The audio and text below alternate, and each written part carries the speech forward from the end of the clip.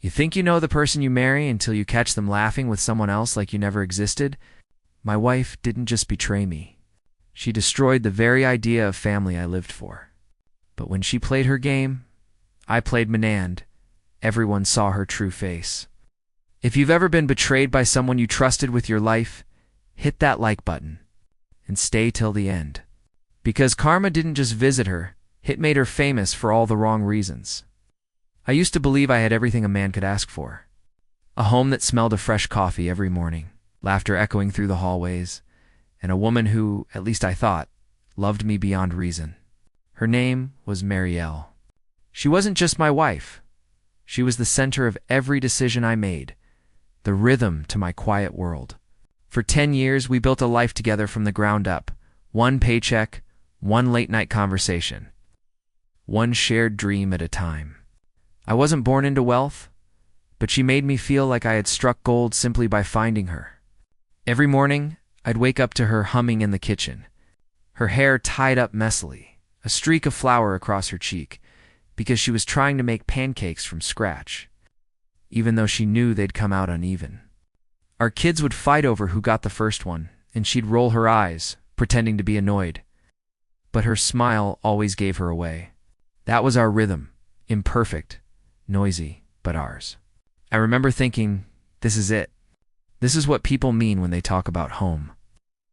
I'd watch her from across the room, talking animatedly with our daughter, her hands moving like she was painting the air.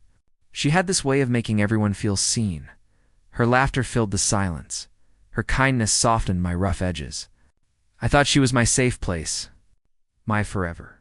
But love has a strange way of disguising cracks as reflections. I started noticing little things that didn't fit, but I brushed them aside. It began with small changes, subtle, easy to ignore. Marielle started dressing up a little more before heading out for work. I told myself she just wanted to look good for her events. Then she began working late, coming home after midnight with an explanation ready before I could even ask. The client changed everything last minute, babe. I couldn't leave. And I believed her. Because that's what trust does. It makes you blind in the most beautiful way. One night, I was waiting for her at dinner. The food had gone cold. The kids were already asleep, and the clock mocked me from the wall. When she finally walked in, she looked different. Not tired, not stressed, but glowing. Her perfume lingered in the air long after she passed me, a scent I hadn't smelled before. I wanted to ask where she'd been, but something stopped me. Maybe it was fear. Or maybe, deep down, I already knew that the answers would start tearing apart the picture I'd painted of us. She smiled and said she was exhausted, kissed me quickly on the cheek, and went straight to bed. I stood there, staring at the empty plates, wondering why that tiny kiss felt like a door closing. That night, I couldn't sleep. Her phone buzzed on the nightstand, just once. I glanced at it, and my heart started racing. But I didn't look. I told myself that trust meant not checking, that love meant believing even when something felt wrong. Days turned into weeks, and the distance between us became a quiet storm. She laughed less, talked less. Her eyes avoided mine, like there was something heavy sitting behind them. I tried harder, brought home flowers, cooked dinner, took the kids out so she could rest, but every effort felt like shouting into an empty room. The woman who once told me everything now kept her phone closer than her heartbeat. Still, I convinced myself it was just stress. She had a big client that month. Maybe I was overthinking it, but the silence between us started to hurt, louder than any fight ever could. And deep inside, a voice began to whisper, the kind that creeps into your thoughts when you're alone. What if she's not tired? What if she's just tired of you? That thought haunted me. It sat with me during breakfast, followed me to work, and slept beside me every night. I wanted to be wrong. I needed to be wrong. Because the idea that Marielle could betray me felt like the world folding in on itself. I had built my entire identity around the belief that she loved me the same way I loved her completely. Selflessly, endlessly. But life has its way of showing you the truth, even when you're not ready to see it. And at that time, I was still living in the illusion, still convincing myself that love, once pure, could never turn poisonous. Little did I know, The poison was already spreading. The strange thing about betrayal is that it doesn't happen all at once. It creeps in quietly, like a draft slipping under a closed door. You don't see it, you just feel the chill. By the time you realize where it's coming from, it's already filled the whole room. After that night when her perfume didn't smell familiar, I started noticing things I couldn't unsee. Marielle's phone, once left anywhere around the house, became glued to her hand. She'd take it to the shower, to the kitchen, even when she was folding laundry. If a notification buzzed, she'd tilt the screen away, smile faintly, and say, "It's just work, Landon." But her tone was different now. Shorter, drier, there was no warmth in it. When I'd ask her about her day, she'd give me the kind of answers you give to a stranger who's trying to make small talk. I remember once telling her I missed how we used to stay up late and talk about everything: the kids, dreams, the future. She just said, "We're adults now, Landon. Not everything has to be romantic." That sentence broke something in me I didn't even know could break. Our dinners turned quiet. The kids would talk about their day, and she'd smile, but her eyes were somewhere else. I'd watch her trying to guess what was going on behind that distant expression. It was like I was living with a version of her that wore Marielle's face but wasn't really her anymore. I tried convincing myself that maybe I was the problem. I was working long hours, sometimes missing moments that mattered. Maybe she felt neglected. So, I adjusted, came home earlier, helped her with the kids, took her out for dinner. But even during those dinners, she'd keep her phone face down on the table, as if waiting for something or someone more important. One evening, after putting the kids to bed, I walked into the living room and found her on the couch, texting. She didn't notice me at first. Her face lit up in a way it hadn't in months. A soft smile, eyes alive. But the second she saw me, her expression changed. She put the phone down, looked guilty, and said, "Just a client."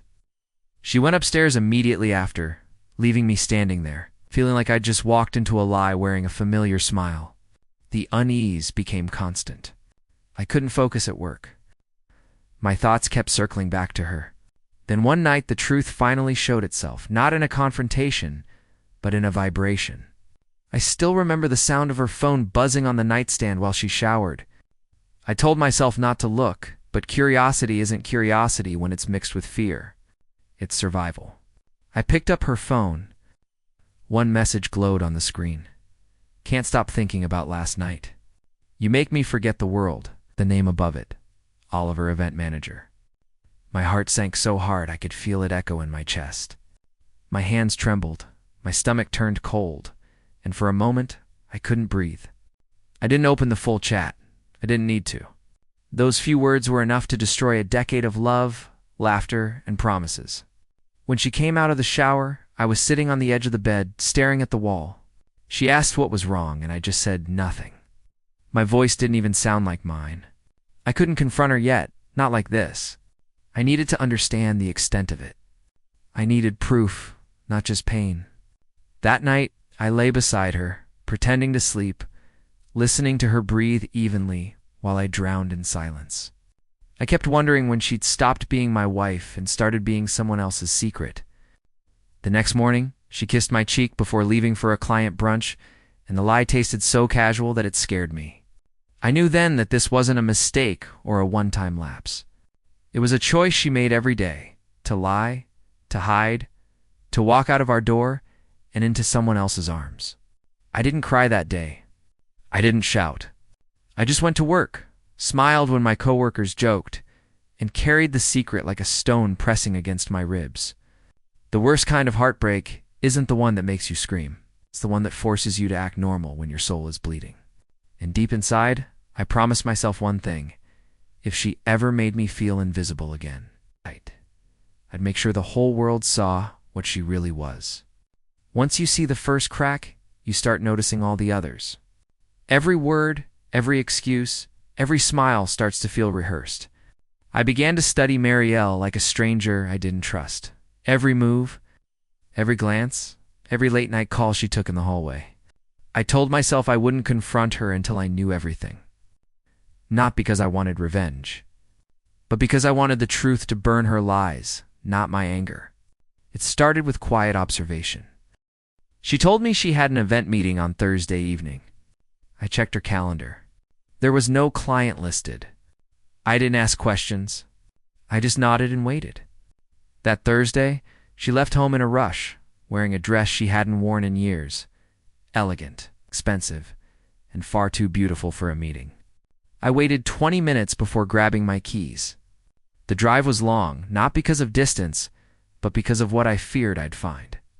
I parked a few streets away and waited. And then I saw her, Marielle, my wife, standing beside a car, laughing like a teenager. And next to her was Oliver, the same man from those messages. They weren't talking about work. They weren't even pretending to. When she leaned in, her hand brushed his, and I felt something inside me die quietly. I wanted to storm out, to shout, to make them feel the same chaos I was drowning in. But instead, I took out my phone.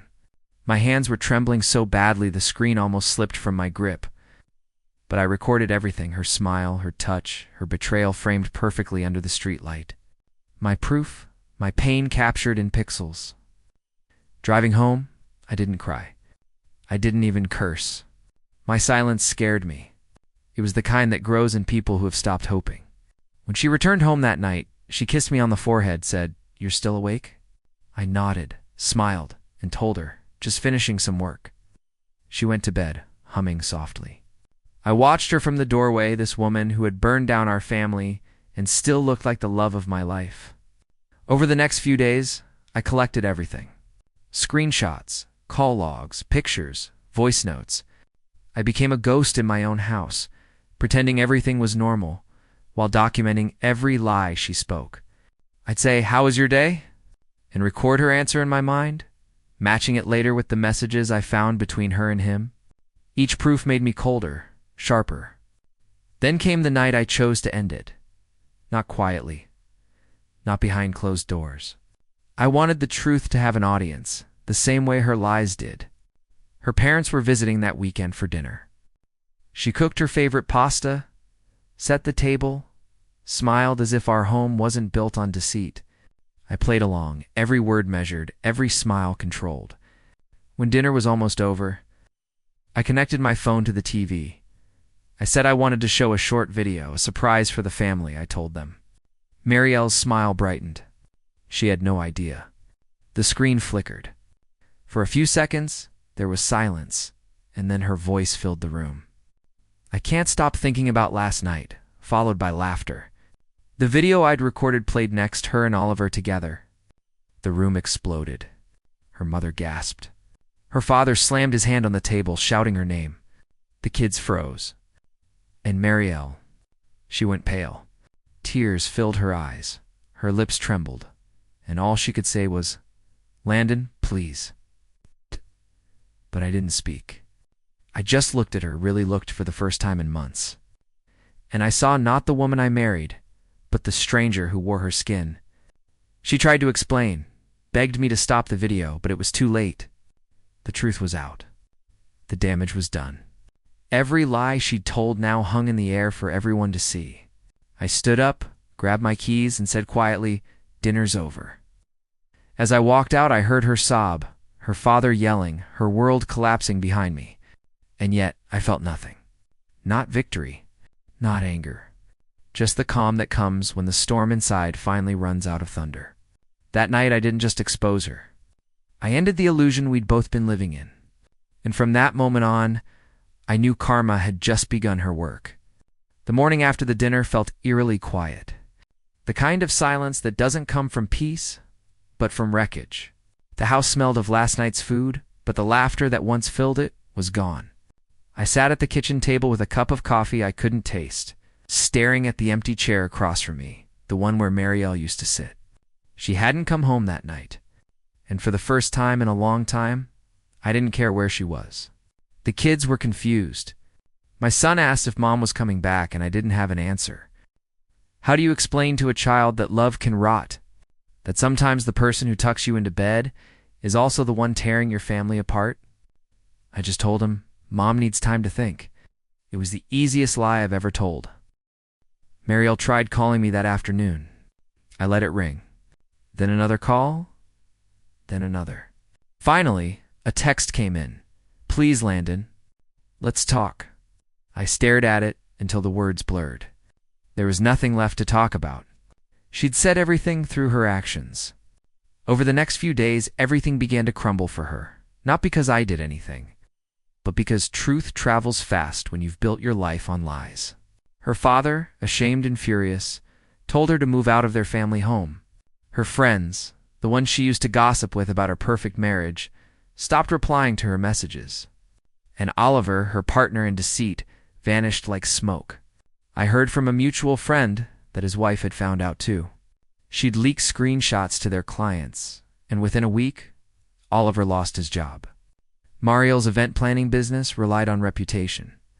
And when word spread about her affair with a married coworker, the cancellations poured in. People who once hired her for weddings and charity galas suddenly wanted nothing to do with her. It wasn't just professional, it was personal. Her name had become poison in the small circles she once ruled. Meanwhile, I focused on the kids and work. I won't lie, I was broken. Nights were the hardest. There's something about lying in bed alone after years of shared space that makes you question everything. I'd wake up and reach out, half expecting her to be there, before remembering that she'd traded our family for temporary excitement.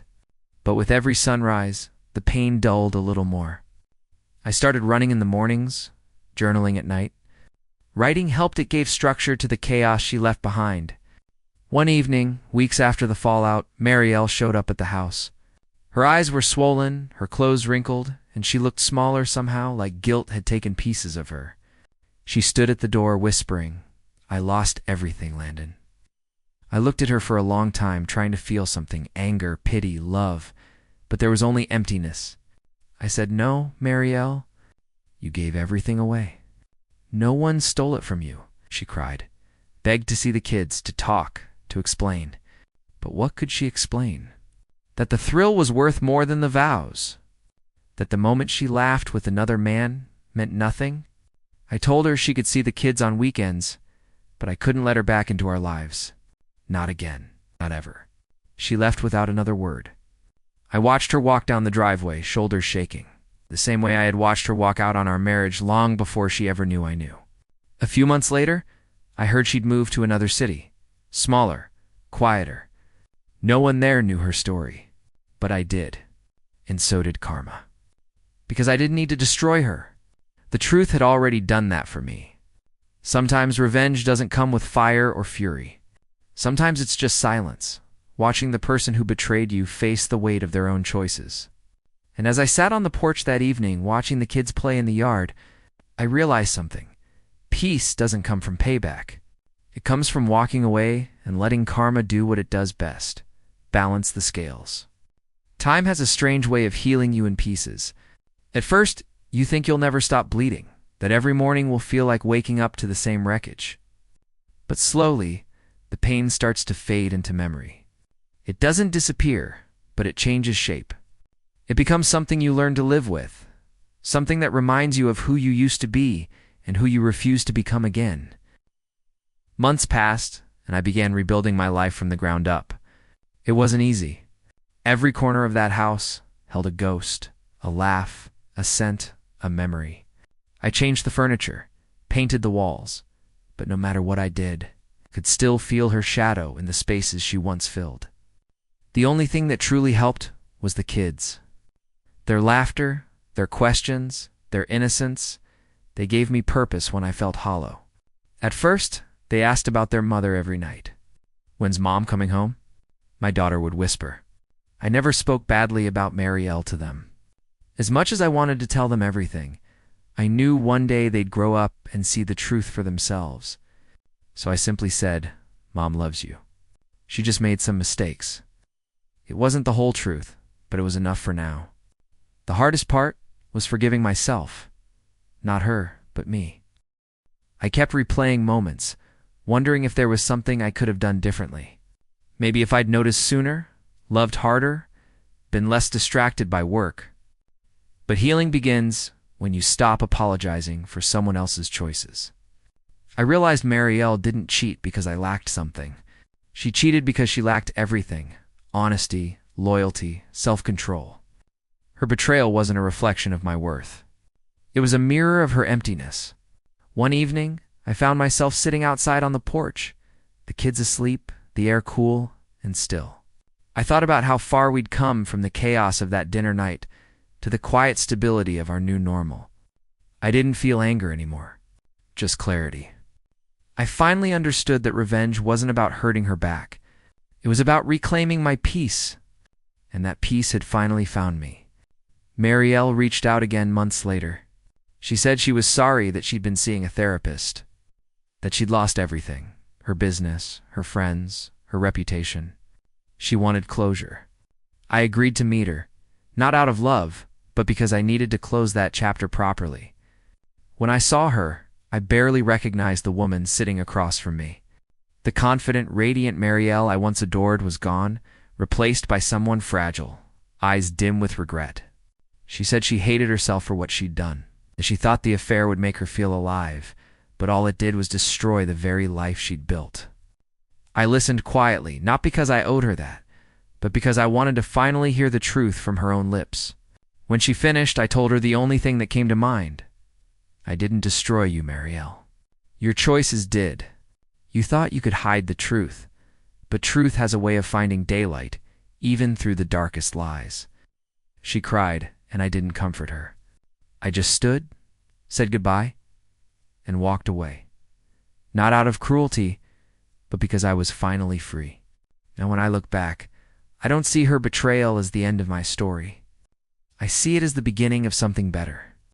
It forced me to grow, to rebuild, to protect what truly mattered: my kids, my peace, my self-respect. I've learned that karma doesn't always come with a loud crash. Sometimes it whispers, quietly rearranging the pieces of justice until everything falls where it belongs. Marielle lost everything she lied to keep, and I, the man she once made invisible, became stronger than she ever imagined. If there's one thing this journey taught me, it's that truth doesn't need revenge. It only needs time, because in the end, lies collapse under their own weight. And the people who tried to bury you eventually dig their own graves. So, if you've ever been betrayed, don't waste your energy on hate. Let them destroy themselves with their own choices. And when karma finally comes for them, you'll be too busy living your peace to even notice. If you believe that truth always wins, share this story. Someone out there needs to hear it. Because in the end, no matter how deep the betrayal, karma never misses.